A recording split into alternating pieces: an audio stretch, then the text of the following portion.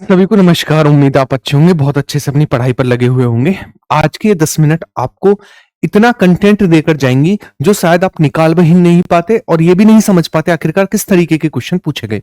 आज हम 54 shift group D में पूछे गए साइंस और टेक्नोलॉजी के सारे क्वेश्चन को कवर करेंगे और ये आपके एग्जाम में एक आइडिया देंगे कि किस तरीके के एग्जाम में आने वाले समय में क्वेश्चन बन सकते हैं और साथ ही साथ आपका सारा का सारा प्रीवियस डेटा को रिवाइज कराने का काम करेंगे। बिना टाइम गवाए क्लास को स्टार्ट करते हैं। इसमें सारे के सारे 54 शिफ्ट के क्वेश्चन हैं जो कि साइंस और टेक के पूछे गए हैं, यानी विज्ञान और प्रौद्योगिकी के पूछे गए हैं और 10 मिनट में मैं आपको कवर कराऊंगा। एग्जाम से पहले रट ही देने हैं। अगर एक क्वेश्चन भी फंस गया तब भी आपके काम का और अंदाजा लगेगा किस तरीके के क्वेश्चन लास्ट टाइम पूछे गए, हमें क्या टारगेट करना है। बिना टाइम गवाए क्लास को स्टार्ट करते हैं बढ़िया तरीके से और सबसे पहले क्वेश्चन से स्टार्ट करते हैं। ये रहा हमारे पास है, परमाणु संलयन प्रतिक्रिया स्वचालित रूप से होती है। देखो परमाणु संलयन यानी नाभिकीय संलयन जो होता है यह सूर्य और तारों की ऊर्जा का स्रोत होता है। नाभिकीय संलयन, अगर नाभिकीय विखंडन को लेकर मैं बात करूं तो परमाणु रिएक्टर जो होते हैं उनमें नाभिकीय विखंडन प्रक्रिया का यूज किया जाता है। परमाणु बम जो है नाभिकीय विखंडन पर काम करता है, जबकि हाइड्रोजन बम जो है नाभिकीय संलयन पर काम करता है। ये भी आप याद रखेंगे, ठीक है, चलेगा। अगर मैं बात करूं परमाणु संलयन प्रतिक्रिया स्वचालित रूप से होती है तो आपके सूर्य में होती है, सूर्य और तारों की ऊर्जा, क्योंकि तारा सूर्य तारा ही तो है ना, तो सूर्य कहे या फिर तारा कहे, दोनों की ऊर्जा का स्रोत जो है वो नाभिकीय संलयन है। ये सारे क्वेश्चन प्रीवियस ईयर हैं जो पूछे गए हैं, तो रिपीटेड भी हो सकते हैं तरीके। देखो आप ये देखना कितने क्वेश्चन रिपीट हुए, उसी तरीके के क्वेश्चन रिपीट होते हैं एग्जाम में। नेक्स्ट, सूर्य की ऊर्जा किस माध्यम से उत्पन्न होती है? तो मैंने आपको बताया सूर्य की ऊर्जा किससे उत्पन्न होती है? नाभिकीय संलयन से, बहुत अच्छे से बताया। तारे या फिर सूर्य की ऊर्जा का स्रोत, नाभिकीय संलयन पर ही कौन काम करता है? हाइड्रोजन बम, ठीक है। नेक्स्ट क्वेश्चन हमारे पास, सूर्य की ऊर्जा का स्रोत क्या है? सूर्य की ऊर्जा का स्रोत क्या है? नाभिकीय संलयन प्रतिक्रिया है, ठीक है, नाभिकीय संलयन प्रतिक्रिया। सूर्य में सौर ऊर्जा के उत्पादन के समय निम्न में से कौन सी अभिक्रिया संपन्न होती है? तो आपको पता है नाभिकीय संलयन होती है, नाभिकीय संलयन, ठीक है। नेक्स्ट अगला क्वेश्चन, नाभिकीय संलयन के दौरान होता है क्या? होता है नाभिकीय संलयन के दौरान नाभिकीय विखंडन होता है, एक बड़े परमाणु का छोटे परमाणु में टूटना, नाभिकीय विखंडन। जबकि दो छोटे छोटे परमाणु मिलकर एक बड़ा परमाणु बनाए उसे कहते हैं नाभिकीय संलयन, है ना, संलयन कहते हैं। तो आप कहेंगे दो हल्के न्यूक्लियाई मिलकर एक भारी न्यूक्लियस बनाते हैं, इसको ही क्या कहा जाता है? इसको ही कहा जाता है नाभिकीय संलयन, ठीक है। नेक्स्ट, परमाणु विखंडन डैश की प्रक्रिया है। परमाणु विखंडन क्या है? एक नए नाभिक के गठन के लिए दो या दो से अधिक नाभिकों की टक्कर, यह हो सकता है क्या? आप कहेंगे एक भारी परमाणु नाभिक के उपखंडों में टूटना, यही तो विखंडन है। एक बड़े परमाणु नाभिक का छोटे छोटे परमाणु नाभिक में टूटना ही तो परमाणु का विखंडन कहलाता है, सीधी सी बात है। चलिएगा नेक्स्ट क्वेश्चन लेते हैं अगला, न्यूटन भाभा फंड कार्यक्रम। न्यूटन भाभा फंड कार्यक्रम किनकी एक संयुक्त पहल थी? तो ये किसकी संयुक्त पहल थी? भारत और ब्रिटेन की संयुक्त पहल थी हमारे पास न्यूटन भाभा फंड कार्यक्रम, जो कि न्यूक्लियर पावर से रिलेट करता था भारत में, और किसके सहयोग से चल रहा था? ब्रिटेन के सहयोग से चल रहा था। अगला क्वेश्चन है, परमाणु रिएक्टर में विखंडन प्रक्रिया की दर को नियंत्रित करने के लिए डैश का प्रयोग किया जाता है, जो खुद ही विखंडन के बिना न्यूट्रॉन को अवशोषित कर लेते हैं। ये कहलाती है कैडमियम की छड़ें। किसका यूज किया जाता है? कैडमियम की छड़ों का यूज किया जाता है। सितारों में प्लाज्मा बनने का कारण क्या है?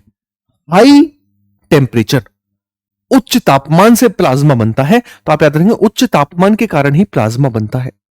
अगला क्वेश्चन है, एक परमाणु रिएक्टर में नियंत्रक रॉड यानी कैडमियम की रॉड का क्या काम है? तो ये क्या करती है मेरे भाई? तो अपनी न्यूट्रॉन जो ये काम करती क्या है? तो ये न्यूट्रॉन की ऊर्जा को कम करती है ताकि उन्हें आगे विखंडन प्रक्रिया में भाग ना ले सके और विखंडन प्रक्रिया को कंट्रोल किया जा सके। इसके लिए न्यूट्रॉन को गति को धीमा करती है। कौन? कैडमियम की छड़ें। नेक्स्ट अगला क्वेश्चन हमारे पास है, डैश ने एटम बम का आविष्कार किया। किसने एटम बम का आविष्कार किया था? ओपेनहाइमर ने। किसने? ओपेनहाइमर ने एटम बम का आविष्कार किया।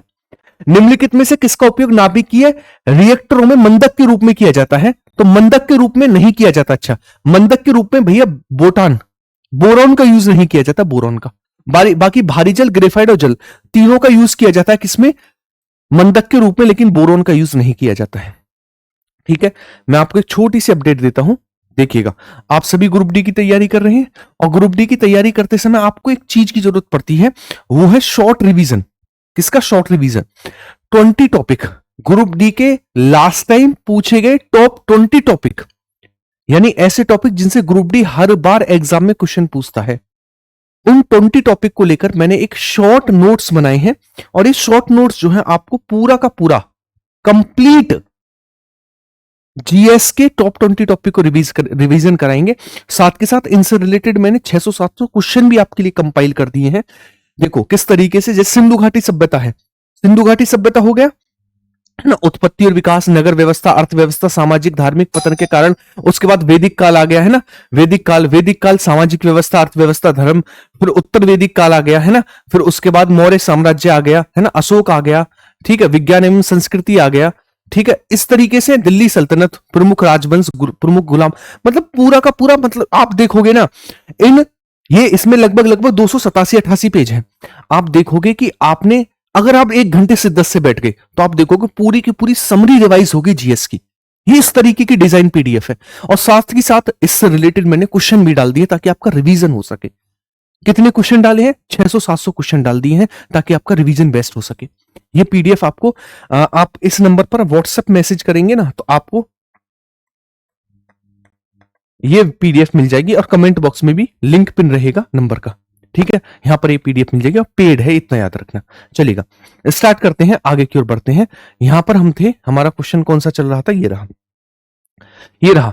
निम्नलिखित में से कौन सा नाभिकीय विखंडन में मंदक के रूप में यूज किया जाता है? मंदक के रूप में, अगर मंदक को लेकर मैं बात करूं मेरे भाई, मंदक के रूप में जो है ना भारी जल यानी हैवी वाटर का यूज किया जाता है मंदक के रूप में। किसका? हैवी वाटर का, याद रखोगे। नेक्स्ट अगला क्वेश्चन है, भारत में अपने पहले परमाणु बम का परीक्षण कब किया था? 1974 में, इंदिरा गांधी जी के समय पर, ठीक है। अगला क्वेश्चन, पोखरण में किस वर्ष पहला परमाणु परीक्षण आयोजित किया गया था? 1974 में पहला परमाणु परीक्षण आयोजित किया गया था, जिसका वो था मतलब नाम था स्माइलिंग बुद्धा। चलिए, भारत के पहले सफल परमाणु परीक्षण का कोड क्या था? आप कहेंगे वो था स्माइलिंग बुद्धा, है ना, स्माइलिंग बुद्धा।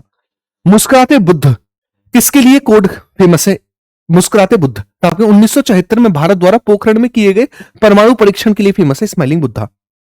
भारत ने अपने पहले परमाणु उपकरण का परीक्षण कहां पर किया? तो मैंने कहा राजस्थान के पोखरण में किया, राजस्थान के पोखरण में किया। उसके बाद 1998 में किया, जिसका कोड था ऑपरेशन शक्ति।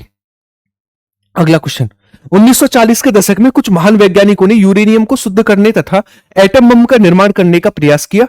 उनके इस कार्य का क्या नाम दिया गया? इस प्रोजेक्ट को क्या नाम दिया गया? इस प्रोजेक्ट को नाम दिया गया मैनहट्टन परियोजना, मैनहट्टन परियोजना। नेक्स्ट, निम्नलिखित में से कौन सा थर्मोन्यूक्लियर फ्यूजन प्रतिक्रिया का एक उदाहरण है? न्यूक्लियर फ्यूजन का उदाहरण है कौन सा? Hydrogen bomb. बिल्कुल, हाइड्रोजन बम जो है ये नाभिकीय संलयन पर काम करता है।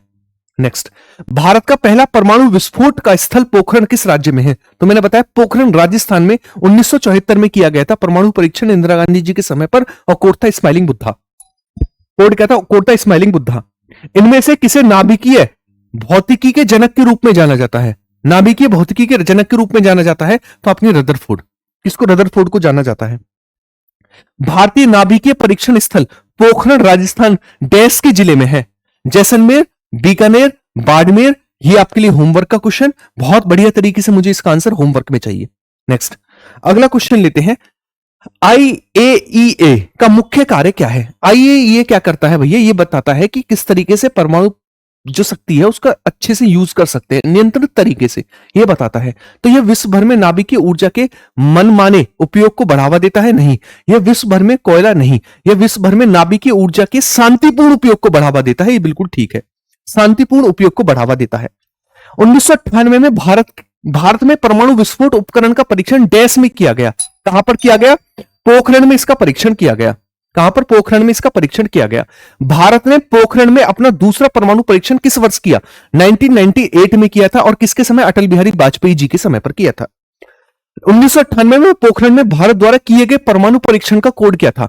तो यह परमाणु परीक्षण जो किया गया था इसका नाम था ऑपरेशन शक्ति। क्या था? ऑपरेशन शक्ति था। नाभिकीय संलयन 2 या 2 से अधिक प्रकाश नाभिकों के संयोजन की प्रक्रिया है। परमाणु संलयन के लिए कितने तापमान की आवश्यकता होती है?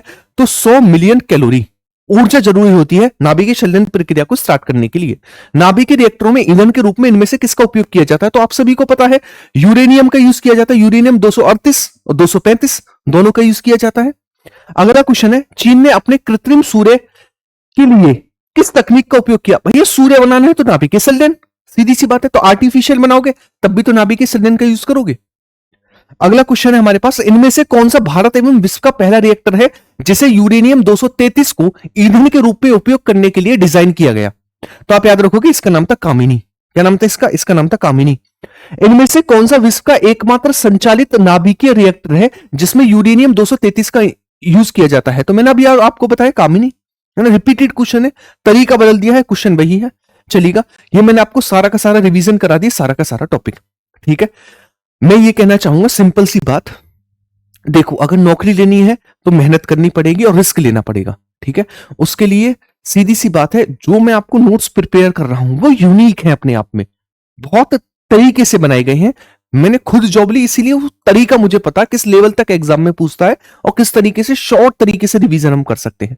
ये कंप्लीट नोट्स और इसके एमसीक्यू मैंने बना दिए हैं, तो इसे एक बार व्हाट्सएप पे मैसेज करके आप पूछ लेना। बाकी नेक्स्ट क्लास में मिलेंगे। वीडियो कैसी लगी ये मुझे बताएंगे, और जो मैंने क्वेश्चन की प्रैक्टिस कराई है इसकी पीडीएफ आपको टेलीग्राम पर मिलेगी। वीडियो को लाइक और शेयर करना आप सभी का काम है, और चैनल को सब्सक्राइब करना ताकि यहां पर आपको बेस्ट कंटेंट कम समय में मिलता रहे। ख्याल रखिएगा, बाय बाय, टेक केयर, जय हिंद सभी को।